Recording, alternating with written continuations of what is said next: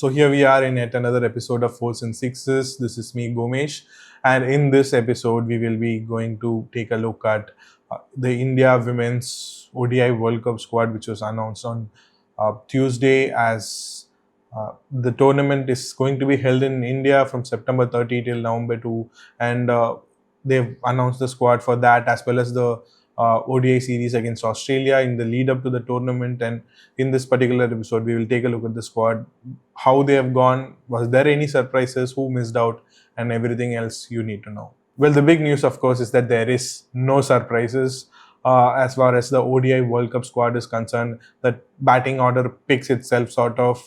The only sort of contention in the lead up to the selection meeting was whether Shafali will make a comeback after being dropped. But the fact that she has not been able to make a mark after making a comeback in the T20A format, whether it's in England or the India A2 to Australia, meant that Pratika Rawal keeps her place at the top. She will be opening the batting with Smriti Mandhana, and then there is Harleen Deol at number 3. Harmanpreet Kaur, the skipper, will bat at number 4, followed by Jemima Rodrigues. Amanjot Kaur, who is rested for the Australia ODIs, but she's expected to get fit in time for the ODI World Cup. And then there is Arundhati Reddy, Sneha Rana, Deepti Sharma, and the pace attack. As for the pace attack is concerned, here's where the news of Renuka Singh comes in. She's been out with a long injury layoff. She had back issues. She's not been playing any cricket, but she is in the squad for both the series.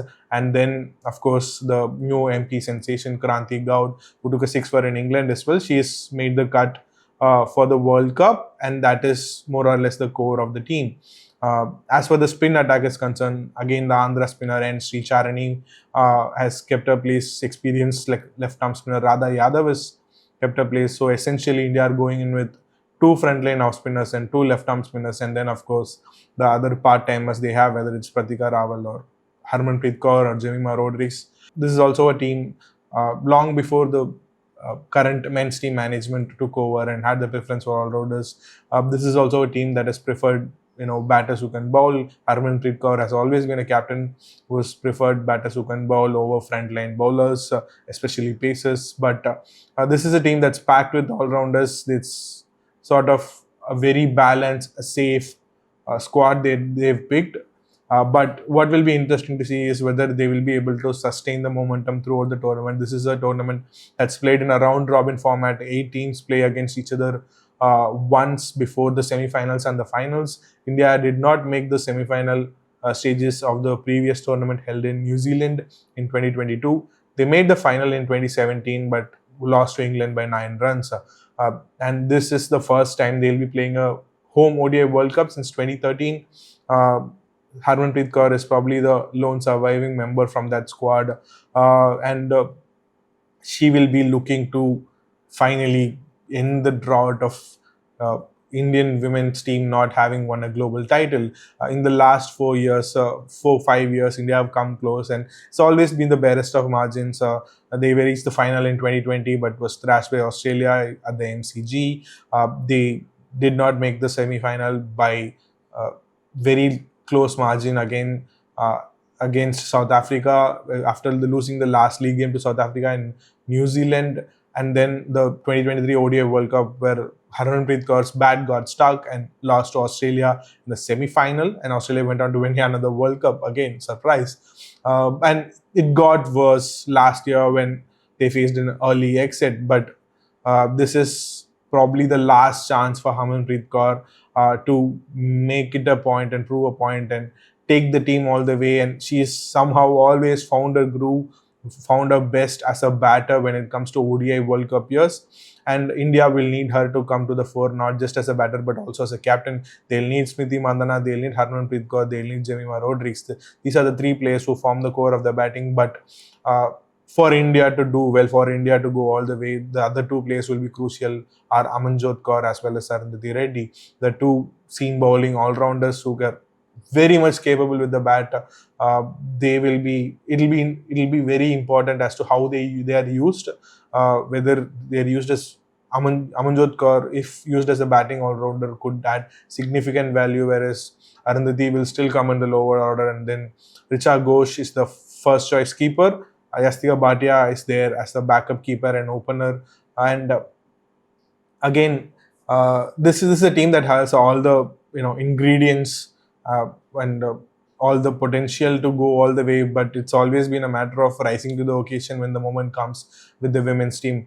This time, whether they'll be able to do under home pressure, and there is also the thing of whether which venue is going to replace Bangalore, uh, how it's going to play out, where the matches are going to be held. A lot to unravel in the next few weeks. But for now, Indian selectors have gone with a very safe bet, very balanced squad as far as the World Cup squad is concerned. Their bowling attack is still, inexperienced in terms of Sri Charani as well as Kranti Gaud, and Renuka did not play in the previous World Cup much, and then here she has come. This will be her first World Cup. Arundhati will be playing her first World Cup. Uh, Amanjot Kaur will be playing a first ODI World Cup. So there is a lot of uh, inexperience, not necessarily, but there is a lot of you know lack of big match experience, lack of big tournament experience in the bowling attack. India have handed uh, more than 15 debuts when it comes to their bowling attack in the last couple of years since Mithali Raj and Julan Goswami retired. The batting looks sorted, the bowling, there's a questions. It's about how India, come out and then perform under pressure and push the teams to the brink. They're going to be playing Australia, England, New Zealand, South Africa, Bangladesh, Pakistan, Sri Lanka. They need at least 4 or 5 wins to make it to the semi-finals. Thus, this bowling attack has what it takes to beat England and Australia and South Africa, and push them to the brink when the moment comes, when everything is at stake. That's going to determine how the ODI World Cup goes for India. There will be a lot more updates. There will be a lot more stories in the lead up to the tournament, and we will be at the venues covering the matches as well. But for now, there is not much of surprises. No Shafali, Renuka Singh is back, and Harmanpreet Kaur begins her mission to end the trophy drought for the Indian women's team.